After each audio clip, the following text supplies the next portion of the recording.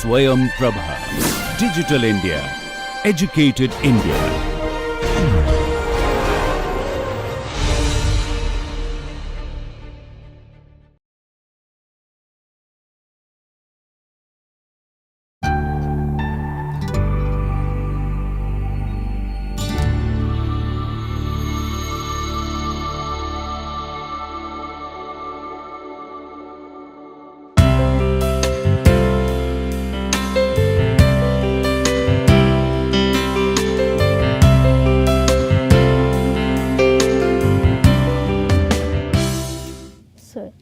Hello everyone.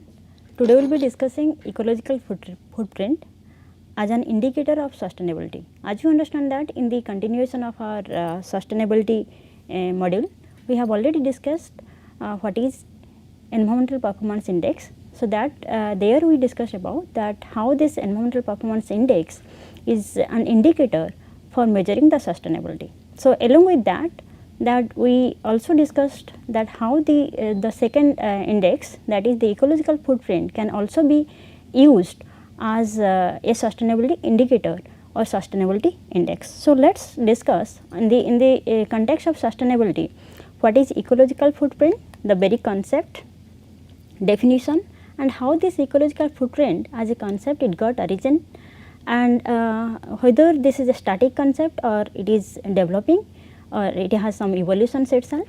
And after that we will be talking about what are the indicators of the ecological footprint, and lastly we will be calculating or how to calculate the ecological footprint itself.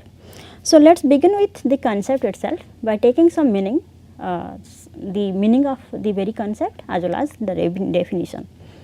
So what is the meaning of ecological footprint? So as you understand, we do have all of us, we are having footprint, right. So what is your footprint? The area that you are taking, the area that you are requiring for your own sustainability, right. And so far the ecological footprint is concerned, we are also measuring in the same directions, right.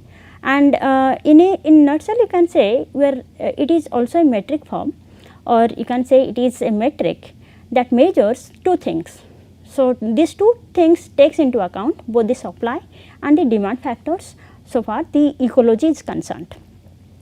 So by taking into account this demand and supply factors in the ecology, we are saying that this ecological footprint may be defined that how much nature do you have and how much nature we use. So when you are saying that how much nature do you have, so when we are talking about the supply side factor, that is how much nature do we have. So it means it actually signifies the very dependence of the human beings or the whole mankind on the natural resources. So that is why we are depending on it, or we are actually talking about how the nature or what is the quantity of nature that we are using. And the second one is the supply side factor that talks about how much nature do you have. So it is again used at that what is the productivity or biocapacity of the environment as well as the ecology is for sustaining the demand sides, for catering to the needs of the demand factors. So this is how in a nutshell we can say that this ecological footprint can be measured by taking into account the demand for the goods and services from the nature itself, by taking into account all the summation, all the demand of the human being. So as we are also measuring the supply side factor by taking into account what is the biocapacity or productive ability or productivity of very ecosystems on which the human beings are depending.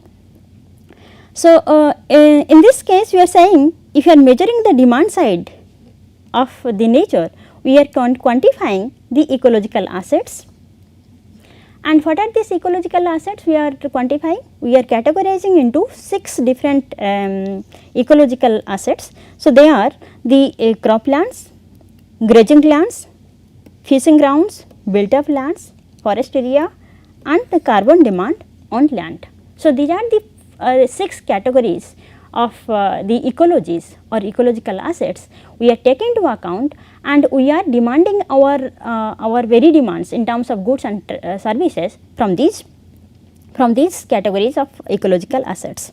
So, when you are saying that we are measuring the demand on nature, we are taking into account all these categories and we are finding how we are putting demands from all these categories of ecological assets or ecosystems, you can say. So, and again in measuring the demand on the nature, we are also taking into account the absorption of waste, that how because of our economic activities, how the pollutions or the externalities, basically the negative externalities or unwanted output is being absorbed in the nature itself. So, that is we can say we are talking about the absorption quality or absorption capacity of the nature to assimilate the waste, and especially it is in terms of the carbon emissions. And on the supply side, as we understand that we are talking about the biocapacity of a particular area or particular geographical location. Let us say we are talking about a particular state, a region or nation or some international boundaries, even taking into account the continents. So, this kind of biocapacity of these regions represents the very productivity of the ecological assets. So, what are those ecological assets that we have already talked about? These are 6 categories of ecological assets. So, we are talking about what is the productivity of cropland, or what is the productivity of forest land, or what is the productivity of grazing land, and likewise.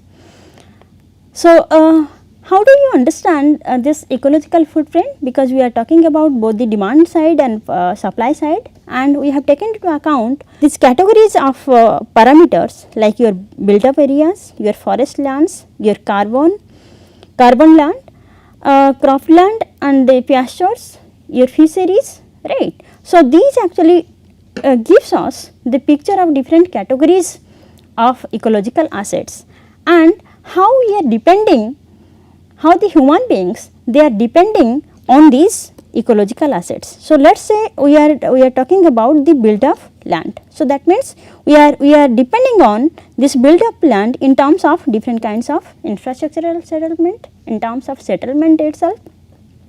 And when we are talking about the forest, how the human beings they are depending on the forest ecosystem or forest ecological assets we are here. So, the demand we are placing on forests in terms of the timber, paper products and the other products that we are getting from the very forest ecological systems, and likewise the others one. So, in one hand in this side, so it depicts the supply side of ecological footprint, and here as we are measuring the very demand of humankind. So, it is depicting the demand side of ecological footprint. So, in a sense you can say when we are comparing the demand side factor with supply side factor, what we are doing? We are actually analyzing and comparing how fast nature can absorb our waste and regenerate new resources by taking into account this demand and supply factors. So, now after having a brief knowledge, brief idea about this ecological footprint, let us understand what is the very origin and the development of the same concept. So, when you are saying that this ecological footprint, it is an index for sustainability. So, first of all this fellow, this Canadian ecologist William Rees, he created the concept, and although he understood what is the meaning of this ecological footprint, he has not actually used this concept by this name ecological footprint, rather by some other terminologies. So, he used for the first time, in order to understand this ecological footprint, he used this concept regional capsule and appropriated carrying capacities. So, these are the two terms that this fellow William Rees, he used this concept in order to understand this ecological footprint. However, while working with his PhD student, that is Matthias Wackernagel, so for the first time they talked about this concept, that is ecological footprint. And he wrote this ecological footprint, or he coined this ecological footprint in their book, that is Our Ecological Footprint. It was published in 1996. So, this book in a nutshell you can say it describes the very concept, and this concept was developed because to criticize the economic model of resource use, the kind of harvest, the kind of yield, arguing that the focus should be given to the land area required by the urban areas to sustain themselves. So, earlier what happened in economic models of resource use, we are talking about maximum sustainable yield or yield and harvest. And by using these terminologies, we found that what is the sustainability with respect to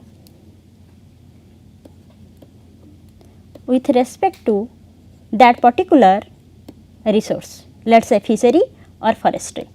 So, how much the fishery or how much forestry can be extracted, but still it will be sustainable. So, we need to think about this maximum sustainable yield and harvest or yield. By using these three concepts, we understood what is the economic models for resource use.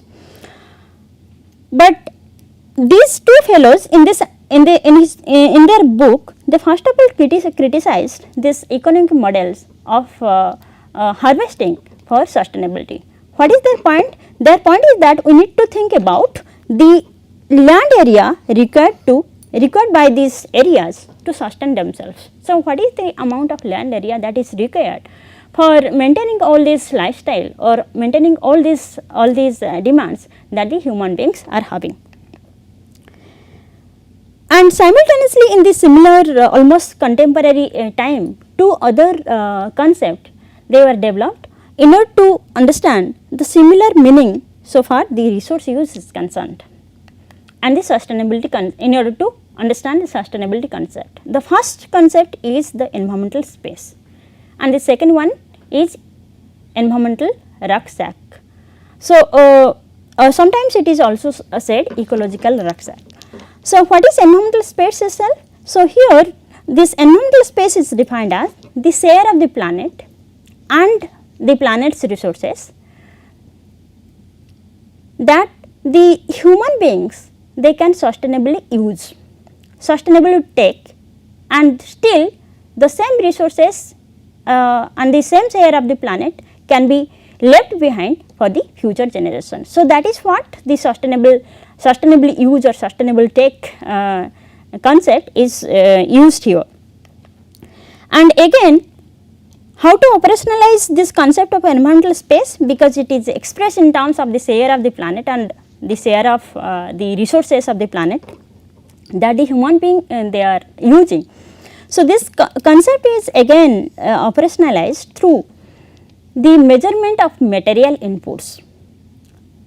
So, what exactly the amount of materials and material inputs they are used in constructing or in building a particular product, for making a particular product. So, in that way they are defining this environmental space, and hence because we are talking about so many material inputs for the production of so many goods and services, then it will be giving a kind of very complex approach in defining this environmental space. Because say if you are talking about any kind of manufacturing products, and in any kind of manufacturing products we are actually using like n number of manufacturing products, then how do you actually measure this material inputs that for X, that is let us say pencil, for production of this pencil, what is the material inputs we are using, or it has been already used for the productions.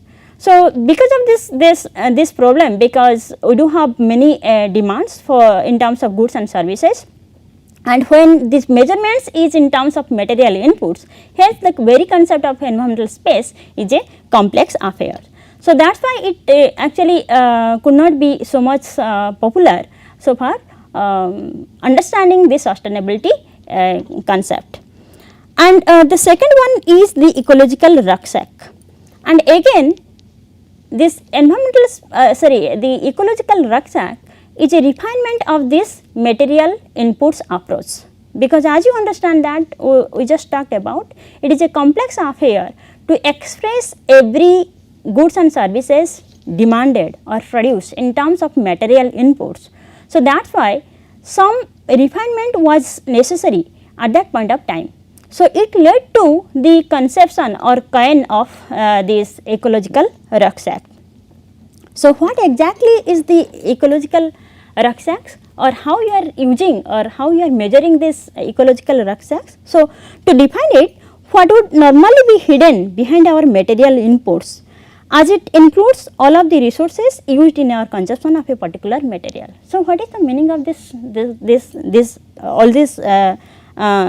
sentence that defines the ecological rucksack? It means what is the total amount of materials that is used for the production of a particular good. So, total materials that we are requiring, that are required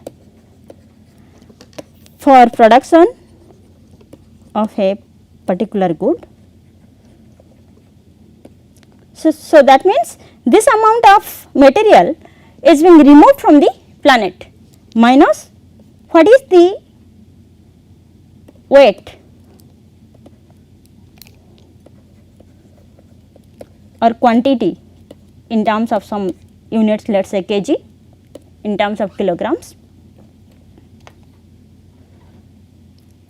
of that particular product. So, in this way you can find out what is the ecological rucksack. That means what is the total materials that are being removed from the planet, because in order to produce this product, minus what is the actual amount of, or what is the actual weight of that product after its final manufacturing process. So, the difference is nothing but your ecological rucksack. So, it means that again it is somewhere related to the material inputs. Then let us say for production of X goods, we are extracting, we are removing in terms of materials, that is 10 kgs of XYZ materials minus, and when the production is in its final stage, it is in a final product stage. So, what is the weight of that particular good? So, by finding these differences, we can define what is the ecological rucksack. So, what is where, if obviously the product will be less than the materials used, and when you are saying this is the less amount of the in terms of weights, then it signifies that where this amount of loss, or what exactly the loss amount, where it has gone. So, in order to show this, because if you believe in ecological processes, we are saying that matter and energy, they are in a cycle. So, if you are extracting some kind of materials for the production processes, the same must be recovered somewhere, right? And if it is not so, then there is a problem somewhere. It must be in terms of waste or in terms of the externality. So, in order to understand this concept, ecological rucksack was developed. But again, this could not be so popular concept in that point at that point of time, because of again complexities involved in this concept and in understanding. And as a result, ecological footprint seem to be a dominating concept in understanding the sustainability and sustainable development concept. So, in understanding this ecological footprint, another two forms or subcategories of ecological footprints, you can say, or other concepts that needs to be understood in order to understand the ecological footprint, they are the ecological deficit and ecological reserve. So, what is ecological deficit? As you understand that we are in ecological footprint, we are talking about both the demand side and supply side factors. So, supply minus demand. So, if the supply is greater than the demand, then obviously we will be in a positive surplus side or reserve side, and if the demand is demand on the systems or on the ecological assets, it is exceeding the supply or the biocapacity of that ecological system, then obviously we will be having the problem of deficit or scarcity. So, by understanding this demand and supply concept, this ecological deficit is defined when ecological footprint of population in a particular region, it is greater than the biocapacity of that particular region. Then we are facing the problem of ecological deficit, or that particular situation is known as the ecological deficit. So, here simply you can say here the demand on the ecological system or ecological assets are greater than the supply. And so far this ecological reserve is concerned, here it is defined as the biocapacity of a region or area, it is exceeding the ecological footprint of the particular population of that area. Then it means that here the biocapacity is representing your supply side factor or the supply in terms of your ecological systems, in terms of croplands, in terms of your forest lands. So, this supply of ecological assets is greater than the demand from the human beings in terms of different goods and services on the system itself. And together these two concepts, it gives the idea of ecological budget, that whether it is giving from this ecological footprint we can get to know what is the budget, ecological budget, in terms of whether we are in deficit or we are in surplus. And as you understand that this ecological footprint is concerned about the population in a particular region, particular nation or particular area, then by this it will be easily find out it will be easily found out whether the particular nation or state or particular city is having the ecological deficit or ecological surplus. So far this demand and supply concept of ecologies are concerned. So, after discussing this, now let us understand how do you find or what are the indicators that must be taken into account in order to calculate the ecological footprint concept. So, from the very beginning we talked about the 6 categories or 6 subsystems or 6 sub ecosystems to define, to understand the very ecological footprint. So, what are these 6 subsystems? So, this is what we represented in terms of this graphical figure, and there we explained that how these different 6 subsystems, they are giving a picture of this ecological footprint. And while talking about, because we are talking about 6 subcategories of ecosystems, then obviously when we are talking about, let us say the forest land, so it will be giving, for forest land it will be giving us the metric of forest ecological footprint or forest footprint, right. So, likewise when we are talking about the grassland, so it will be giving us, and we are measuring the footprint, it will be called as the grassland footprint, okay. And so far the ecological footprint is concerned, we will be taking off the summation of all these footprints, because we do have 6 different categories of sub ecosystems. So, when let us talk about this first sub ecosystem, that is the cropland footprint. So, how we are measuring, or what are the components that needs to be taken into account, or how what is the meaning of this cropland footprint. So, the cropland footprint, we can get this cropland footprint if we are taking into account the required land or the area of the land which are required to grow all types of crop products that we are requiring. So, it also includes the livestock feed, fish meal, oil crops and the rubber. It is not only that the crops that we are requiring for our own consumptions in terms of food, but also food to our livestock, to the different occupations like maintaining the fishery occupations or oil crops or rubbers. So, in cropland footprint we are taking into account the area of land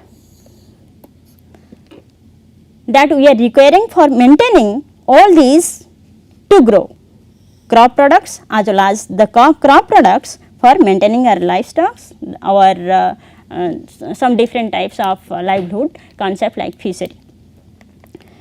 And as you understand here, we are saying that this cropland footprint is expressed in terms of the land required for all these crops to grow. So, the footprint of each type of crop is calculated as the area of cropland that would be required to produce the harvested quantity at world average yields. So, what is the meaning of this? That how we are saying, because how we are going to find this cropland footprint, because we are having n number of crops. Then in that case, how for preparing the footprint for each of the crop, it would be a tedious job again, and again how to sum it up, so that we can say that it is the integrated form or the wholesome form of the cropland footprint. So, for that reason we need to calculate the area of the cropland, that particular crop or cropland that would be required to produce the harvested quantity at world average yields. So, that means let us say we are talking about that what would be the cropland footprint of a particular crop, let us say wheat. So, in order to find out the cropland footprint of wheat, we need to take into account the harvested quantity at world average rate. So, what is the harvested quantity of wheat at world average yields? Let us say we are talking about 2017-18. So, as per 2017-18 data, so the average world average yield of wheat is 3.8 metric ton, obviously per hectare. So, that means for finding out the footprint, crop footprint, especially for the wheat footprint, we need to find out that what is the area of the cropland that would be required for producing the average world average yield of this particular wheat. So, if say that we are requiring 10 hectares of land for producing 3.8 million ton of wheat, then we are saying that this is the footprint, 10 hectares is the footprint for this wheat crop. And likewise for other crops, we need to find out the requirement of the particular land area for producing this particular crop, and this particular crop will be always measured in terms of the average world average yields. And the second sub ecosystem or subsystem is the grazing land footprint. So, how to measure this grazing land footprint? So, as you understand that when you are saying grazing land footprint, it measures the grassland. But apart from this grassland, the grazing land also comprised of the cultivated pastures, wild grasslands along with the temperate grass. So, for example, under this temperate grass we can take the case of savanna, and all these grassland systems, they must be taken together. So, along with the cropland, because you understand that from the cropland also some portion of the crops are being used as a fodder. So, along with this one, we need to take into account this grazing land concept, which is comprised of all these three, in order to measure the grazing land footprint. So, the third one is the forest land footprint. How to measure it, or what are these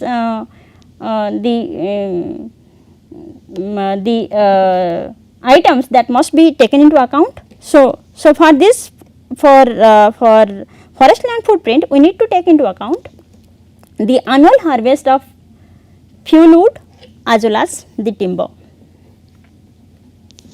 So, both these things, both these two things, that is fuel wood and timber, they are representing the supply side of the products, forest products. So, in finding out this forest land footprint, we need to take into account the production quantities of primary timber, because this is the timber here we are taking, as well as the wood fuel that we are extracting from the forest system itself. So, that is what is taken into account for finding the forest land footprint. So, the other system that we are also taking into account for ecological footprint is fishing ground footprint. So, how we are calculating this fishing ground footprint? So, we are taking into consideration the annual primary production requirement. So, this annual primary production requirement should be able to sustain all harvested aquatic species. So, what is this annual primary production required, or the primary production required per annum? So, this is again a biological concept that is defined as the mass ratio of harvested fish to annual primary production. So, what is this mass ratio of harvested fish? Let us say the mass ratio of harvested fish is 500 quintals to the annual primary productions, that is generally in expressing this primary productions, we take into account the trophic level, the concept of trophic level, and we do have 5 different trophic level. So, here in this case, in order to understand this primary production requirement, we are taking into account the harvested fish along with this annual primary production, that is expressed in terms of, generally is expressed in terms of plants and algae. And again, why we are saying they are the primary production? Because they are producing their own food for their own consumptions.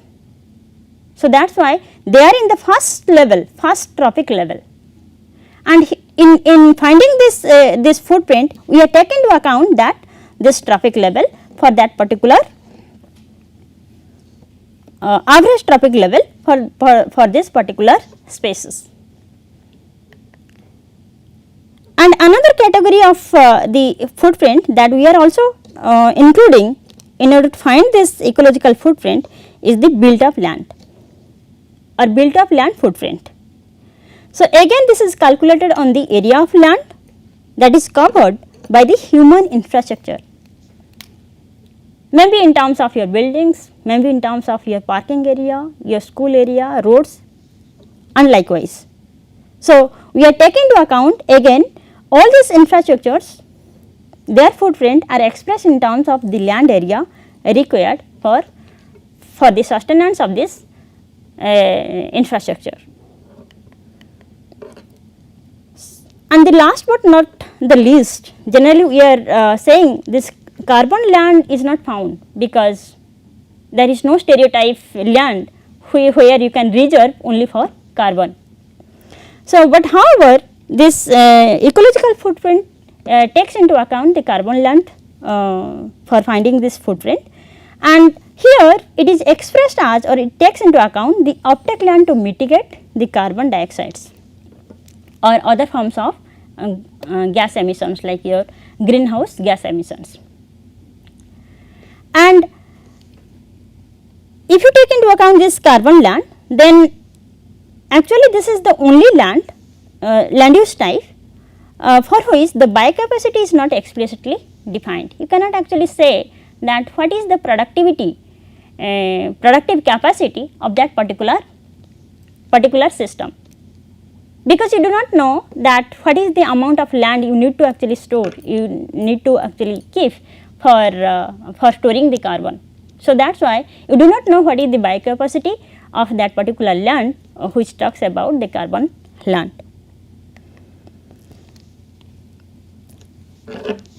And again we can also argue that there are many different systems or land like your cropland or grassland, they do have capability to store the carbon as well. So, if this cropland and grassland they are otherwise or alternatively used, then obviously it is very difficult to find this land for storing the carbon.